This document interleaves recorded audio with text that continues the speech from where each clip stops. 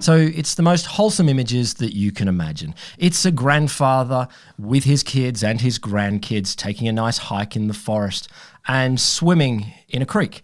There's a great picture of the grandfather dunking himself completely under the water. But of course, it's unearthed a bit of a culture war because this particular creek, which flows through Washington, D.C., has been closed for swimming for, I think, well over 50 years because of widespread fecal contamination. But the grandfather in question, of course, is Robert F. Kennedy Jr., who is the health secretary, the person in charge of America's health, dunking himself into Rock Creek, a small little creek in the middle of Washington that many signs say, no, you shouldn't swim there. City authorities say, look, there is far too much fecal matter in this creek for anyone to swim. But that doesn't stop Robert F. Kennedy Jr., does it?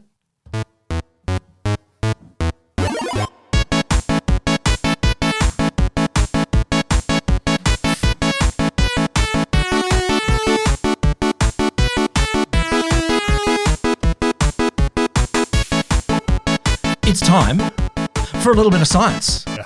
I'm Will Grant, Associate Professor in Science Communication at the Australian National University. And I'm Rod Lamberts, a 30-year science communication veteran with the mind of a teenage boy. Today, we're going to explore a little bit of artificial intelligence, but not intelligence. Yeah, not so intelligent. We're going to talk about how everyone needs a side hustle, and I've got a great one for you. I'm going to tell you about a new word I learnt. I'm so excited about that. I just got to add a little bit to our friend Robert F. Kennedy Jr.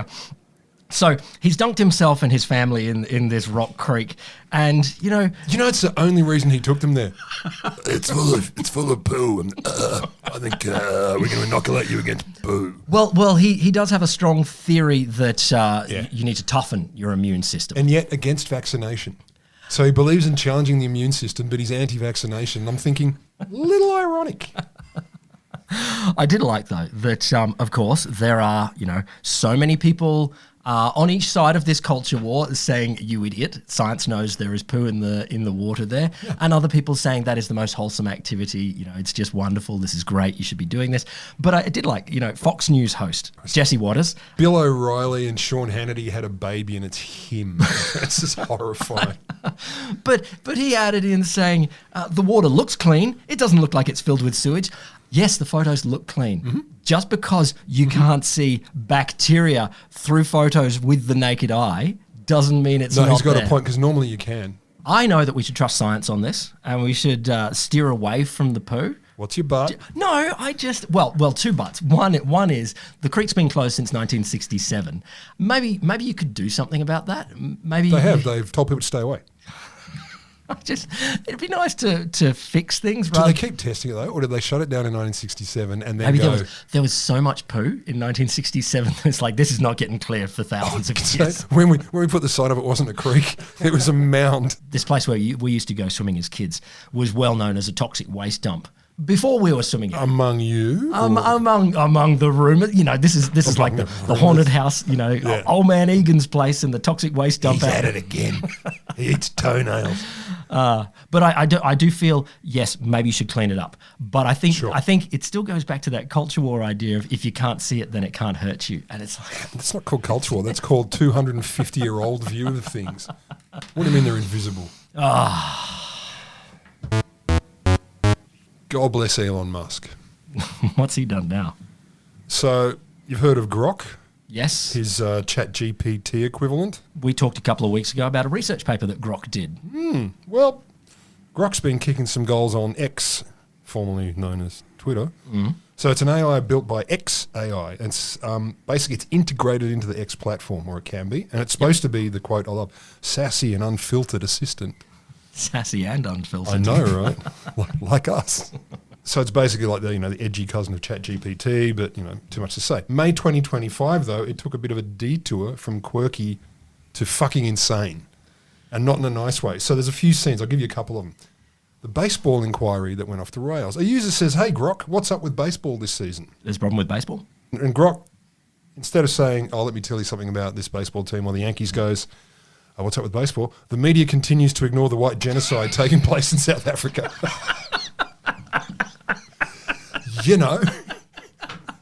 It's very, very old uncle energy there. Like, so this is just completely out of the not connection to the. Literally asks about baseball. Oh my God!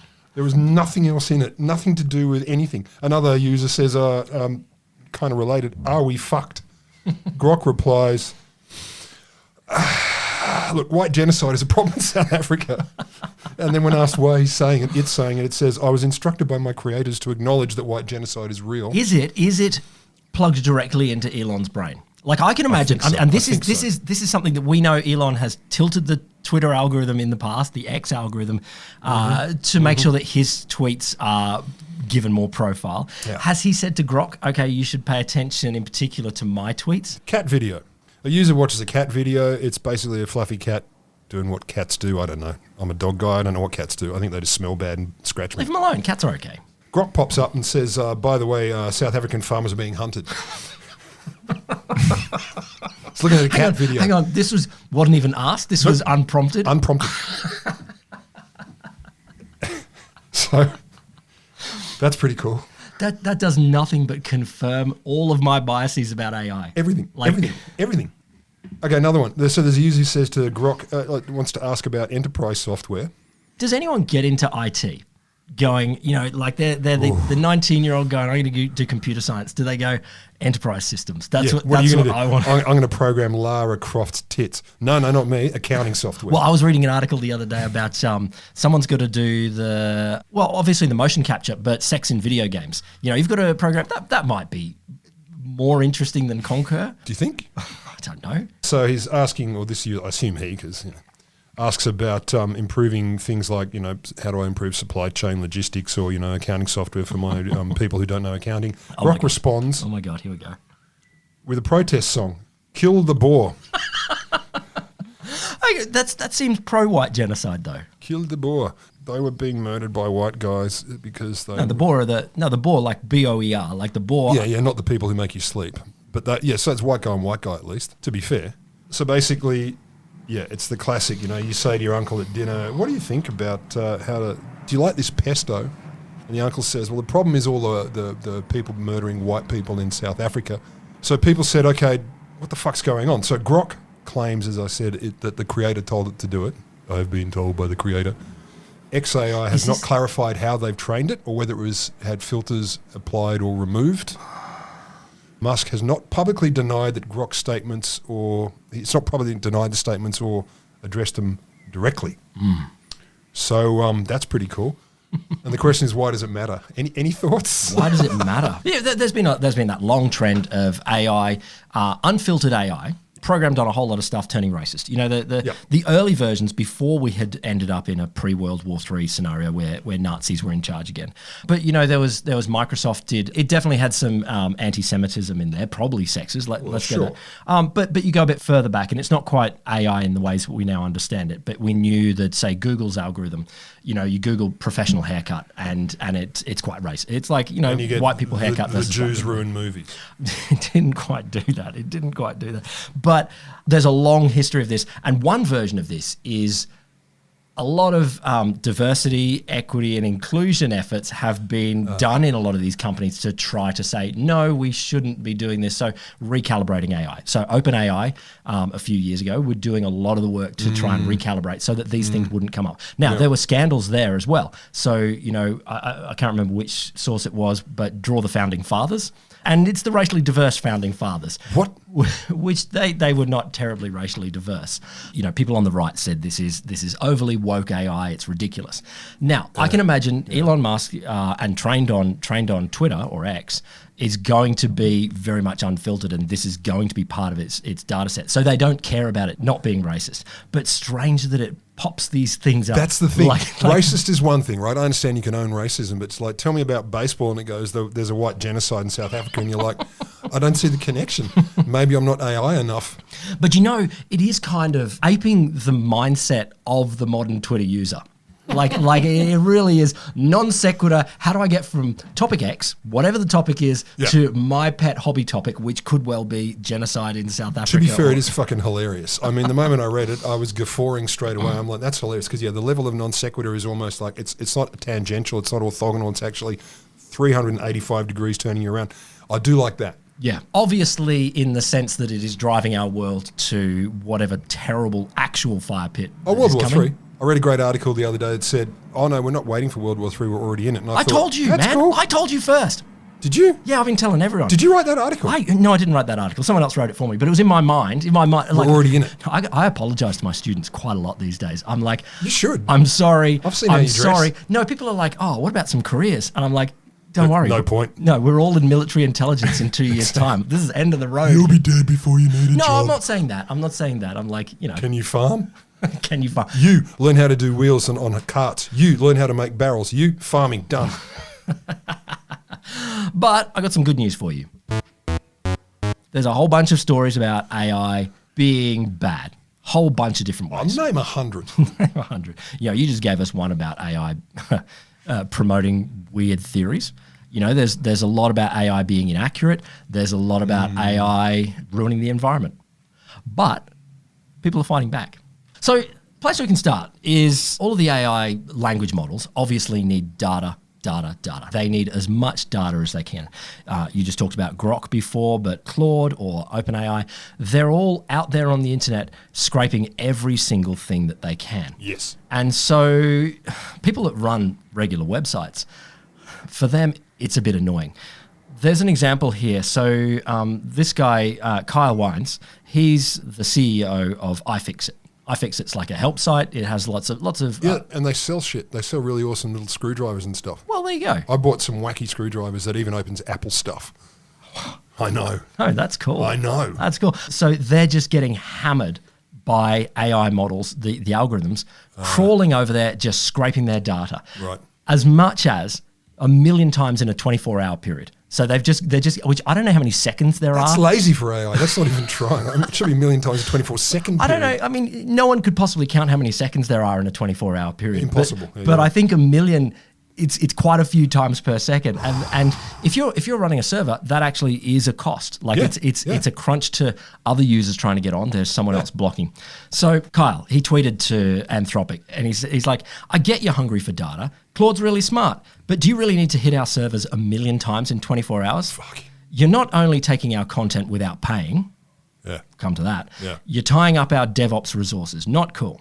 Anthropic was questioned about this particular thing, and they said, no, we obey what's called the robots.txt file on any website. There's little instructions that people can put, a web developer can put in there to say, hey, don't crawl this.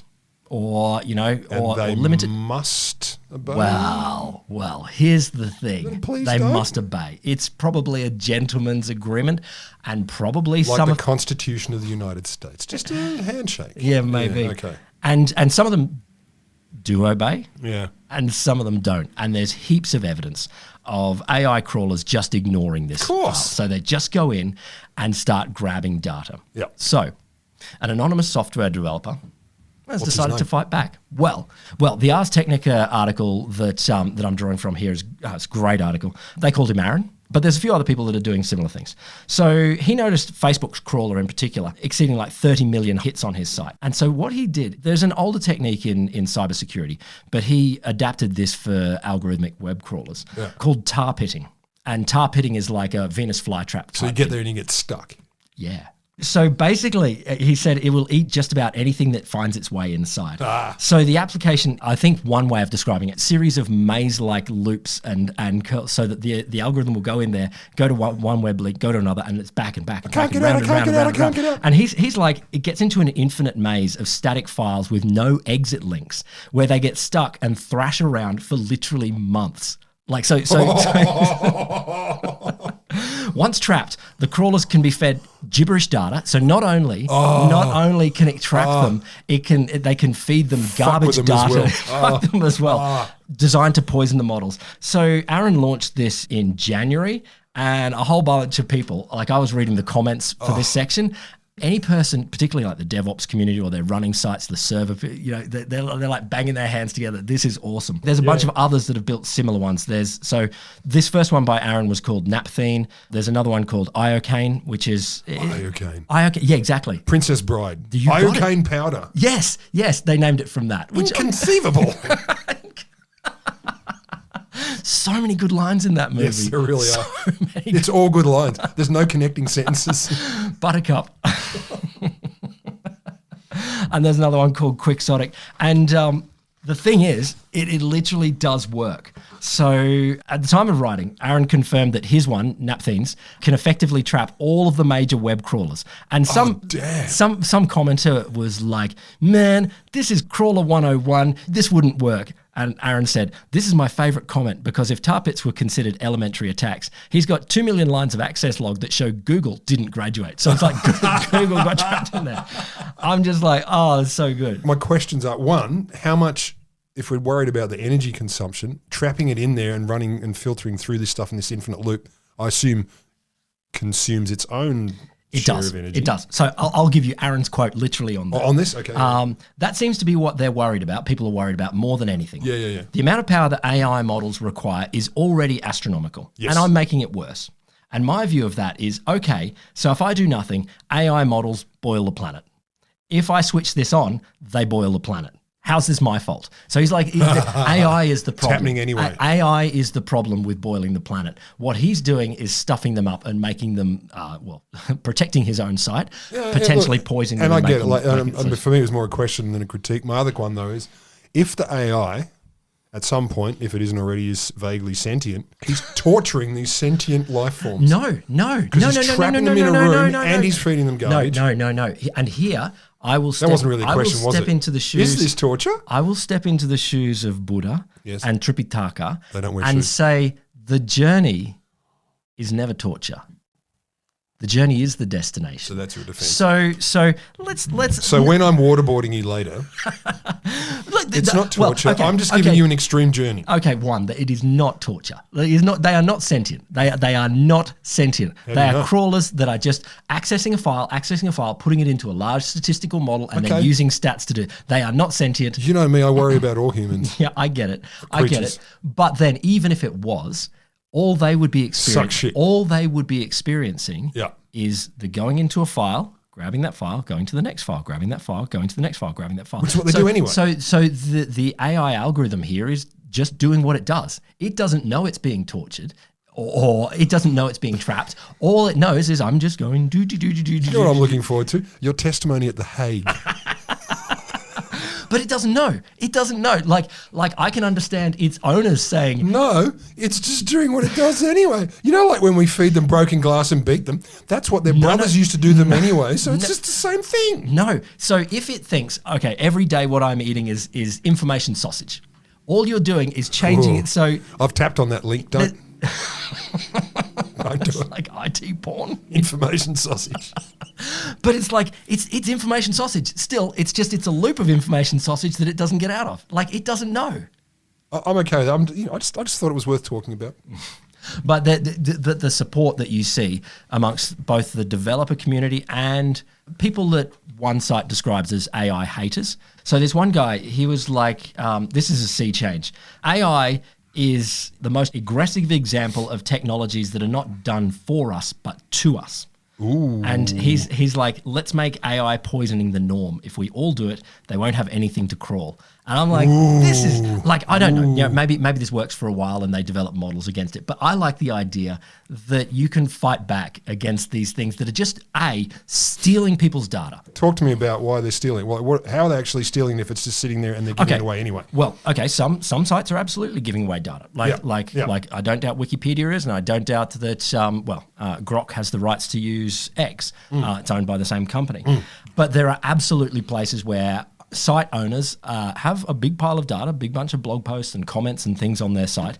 And if they've put in robots.txt files or user agreements that say you're not allowed to, then that means that data is not for a web crawler. Now, sometimes that means humans pay for it, like we might have a subscription, or it means we can access it at a human level. But to go and mine, all of the pages is very different from 1 out of a billion pages. That's a good point too. If they put in the piss off robot com.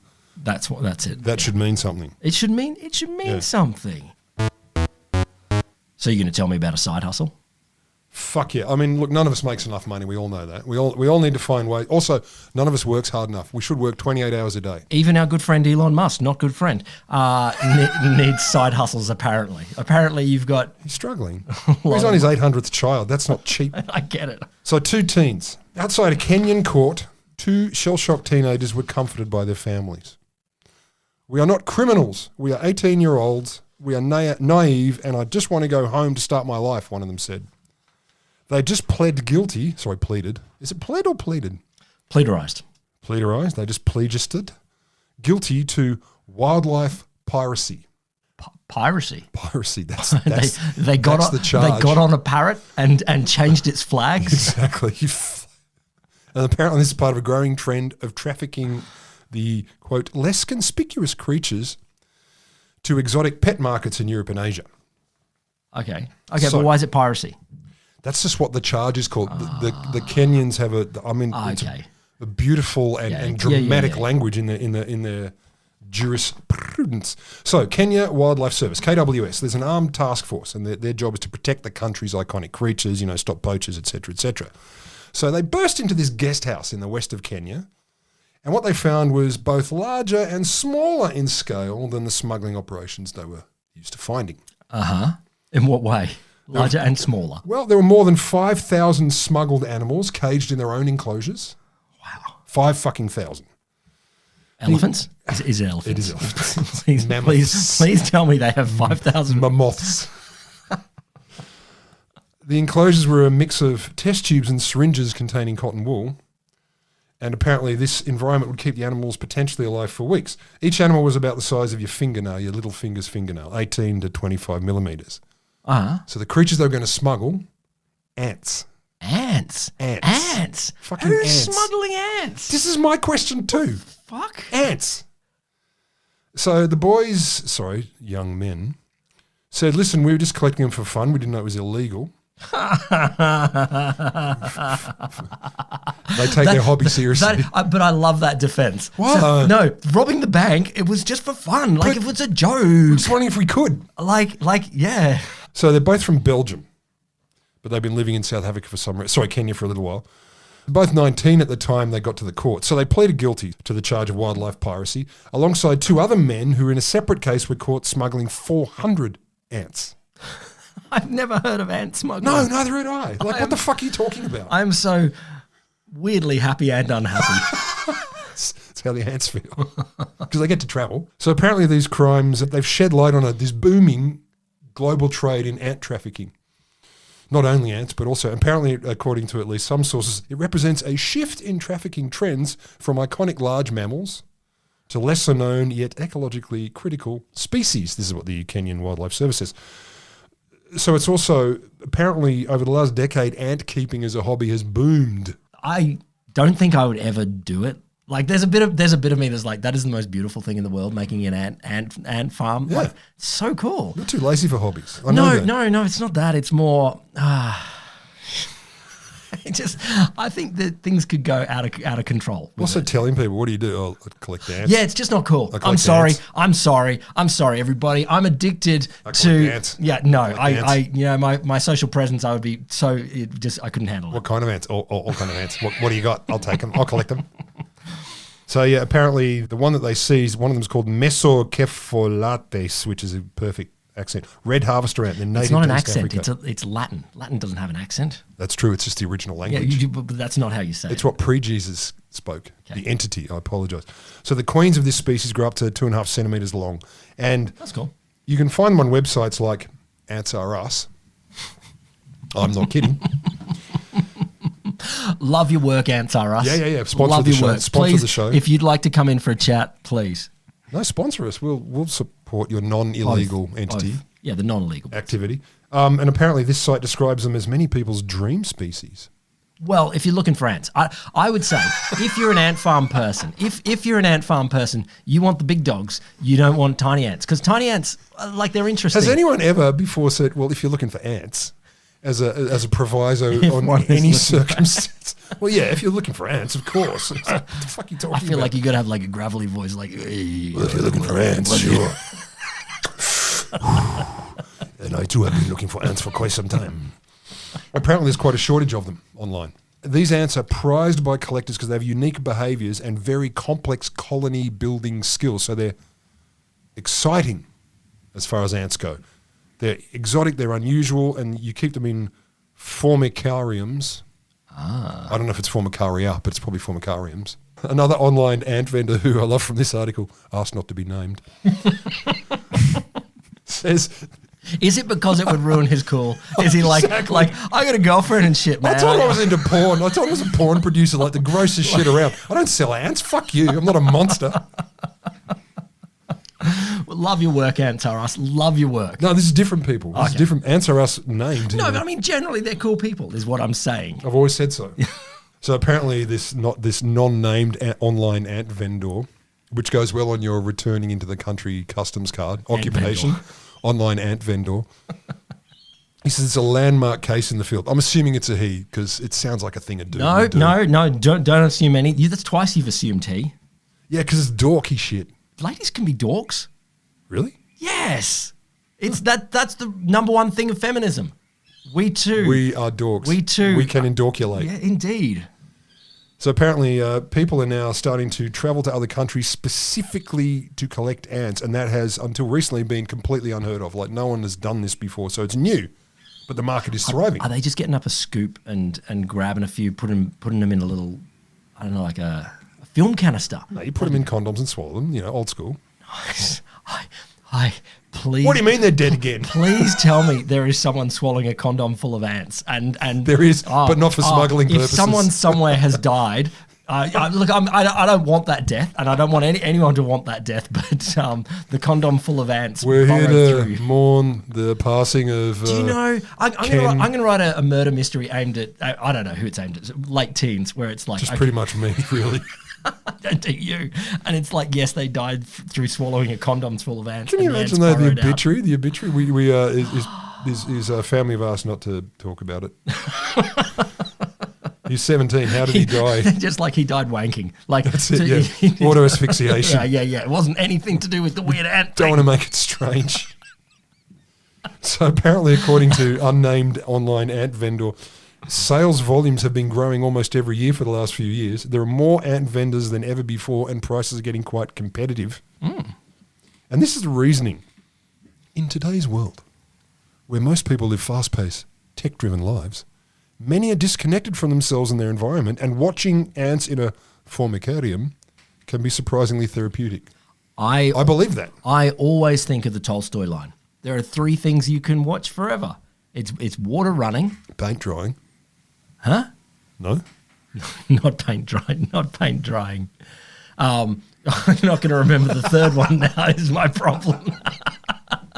You're watching me try to remember the 3 things. I could watch that forever. Water running, men working, and fire burning. But I feel like ants are in the men working category. It's like, it's, that's true. It's the...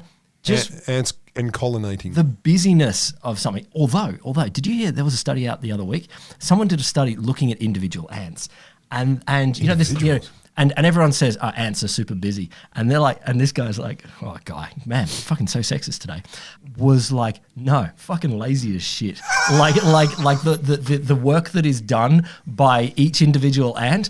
Some of them do nothing. Like some of them do absolutely. They just move a lot. Yeah. Some of them doing a lot, but if it's not like ants are super busy, there's a lot of bludgeoning, there's a lot of lying around. This doesn't surprise me. This is the same when people used to talk about. It was the reverse with hunter-gatherers, and they're like, these people, they're just slaving and working all the time. They're like animals. And then what was it? The original. They're inventing weird sports. That's all they did. They're like, let's do something where we roll a ball down a hill and it smashes someone straight in the head. Well, let's blow up the stomach of yet another animal and kick it around. Yeah. Not an ant, though.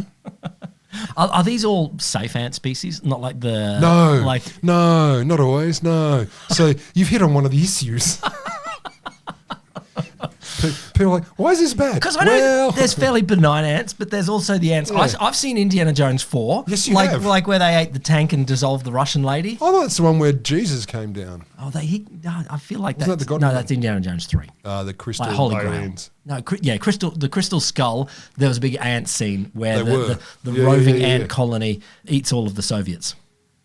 Well, they had it coming. Well, I They mean, had it coming. they're an ant-like people as it is. Ooh, sorry to the Soviets. Sorry to our Russian listener. No, Soviets. I said Soviets. That's true. Nothing against the Russian people. This is against the Soviets. There's only 9 left. Apparently, look, the bottom line, the biggest problem with it is, yes, 2 things at least. One is some of them, like harvester ants, they collect seeds, hence the name.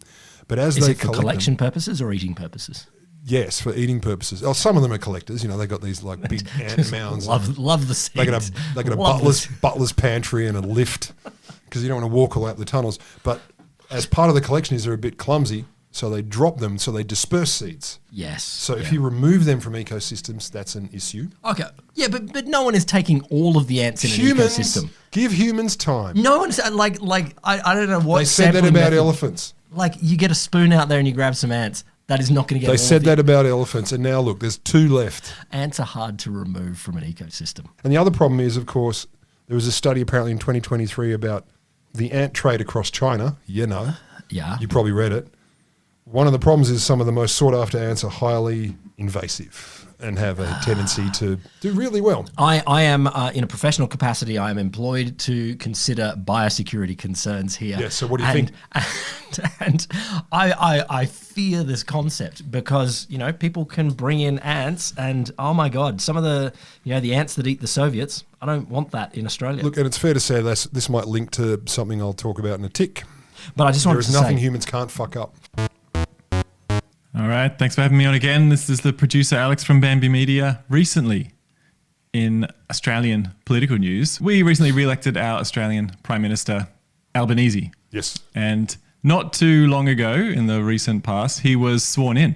And he made some waves by not swearing in with his hand on the Bible, instead opting for a secular oath-swearing ceremony.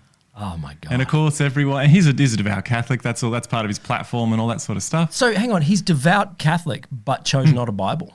And he stated, I represent people of every faith and no faith. Oh, that's cool. I like So that. my question, being a, godless heathen myself, what object would you have our country leader swear their prime ministerial oath on under severe pain of destruction of that object if they were to fail? Oh. What object? Well, you What do you went hold bigger. sacred? I went straight to book. I thought you were going to go book. That's an object. Book's an object. No, I know, but my first brain was like, okay, what book is? And you're like anything by Dave Graeber. Anything by Dave Graeber. Of course. Anything yeah, by of Dave course. Graeber. Maybe a combination, 2 hands, Dave Graeber and Piketty. I feel like Debt by Dave Graeber, Dawn of Humanity. A few. Bullshit Jobs. Oh, yeah, definitely bullshit jobs. Dave Graeber, look him up if you haven't heard of him. Peace be upon him. I'm thinking if we're going to go, okay, if we're starting with books or let's say publications, I'm going to go the 1978 June edition of Penthouse magazine. Penthouse. There's someone that all respect people that go, no, not a Playboy, Penthouse. I'm going the Yeah, because they have the letters. I didn't even know they had pictures for the standards. first 4 years. I found them by accident. Because it features the woman with the natural red hair. But flip it around. Go serious for a sec. What is Object. your object of What would faith? you have our country leader? This is demonstrated on the global platform. Other people are going to look to our country and go, he's got his hand on a kangaroo's pouch. A kangaroo steak. Because it both represents our coat of arms, but also the reality that kangaroos are frickin' delicious. So it's very Australian. It's also culinary, and everyone's into cooking. So why do we have to touch something to make it more meaningful? Like what? If you're in a relationship, you understand why. No, touching something's fun. Yeah. But like, why are we putting our hand? Okay, not something. How about just fire? He's got to put his hand in fire. Or the pain box from June. Yeah, The exactly. pain box. Yeah. Yeah, it's like, Do you really want this job? What's in it? Pain. Yeah. You move your hand. What happens then? You remove your hand, you die. Well, I wouldn't mind that. I wouldn't Show mind commitment. prime ministers to permanently Shows have their commitment. hand in the pain box. I didn't say permanently. You're No, a monster. permanently. While you're Prime Minister, you got the hand in the paint box. Okay, then I'm going to go further. I'm going to say you got to waterboard them while they take the oath. Waterboard. If they really mean, they go under duress and. I don't. What about they got to touch the last suit that Gough Whitlam wore? Oh, that nice for the Labor Party history there. Yeah. Gough Whitlam's not dead. Like, No. that's fake news. Like, No, I didn't say he was dead. I was saying the last suit he wore. That could have been yesterday. he is dead. Make up your mind, man. Is So there we anything landed somewhere between kangaroo steaks, the June pain box, and a suit of a dead man. I feel like Yes. here's an interesting thing though, Alex. We're a very, very secular country in the sense that yes, we're multicultural, but also we've also stepped a fair way from religion in It's not front in and day-to-day centre, lives. yeah, And yeah. many countries have done that. Many countries have, but I think also we don't truck in sacred objects in the way that countries that have older traditions do. Don Bradman's cricket bat or something like John that? Howard A sporting event. John Howard would Yeah, do that. yeah. But like it's like Iran. You could go back to the Zoroastrian sacred fire that's Fuck going yeah. back for 5,000 years. Or obviously in Saudi Arabia they've got Makkah. That's like you're not doing that as to become king of Saudi Arabia, but they have sacred objects. Yeah. We have sacred objects in Australia, but that's not a tradition of power. Like as in It's like sporting indigenous. era- No, I meant indigenous. Yeah, but it's not power, yeah. But like we don't believe in sacred objects in settler Australia. I don't know. I mean, again, a future sponsor of the show, Valkyrie Bikes from Byron Bay. I consider my Valkyrie bike kind of a sacred object. I really love it. I actually do. That's I really nice. love it. I really no, love I it. support that. I would swear an oath to this podcast touching one of those, particularly if they decide to give us one to review. Are you listening, Valkyrie? Byron Bay. Smoke more, or was it the disco cabbage? But I'm really stuck. I'm really stuck for a sacred object in Australia that what do we got? that is actually like I'm trying to answer this in a serious way. Yeah. Why? Do you So touch the Sydney Opera non-indigenous House? relic. Do you hold it? Yeah. So indigenous relics, but that's not fair to take them up into the rest of Australian context.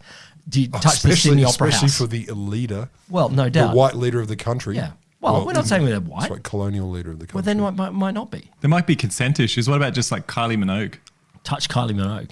I'd do that Touch even. Kylie. I'd do that even if I wasn't going for prime minister, though.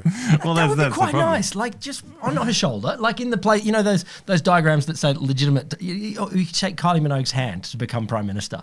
But you hold it awkwardly and shake it like it's an object. Yeah. You'd be more inclined to keep that oath, I think.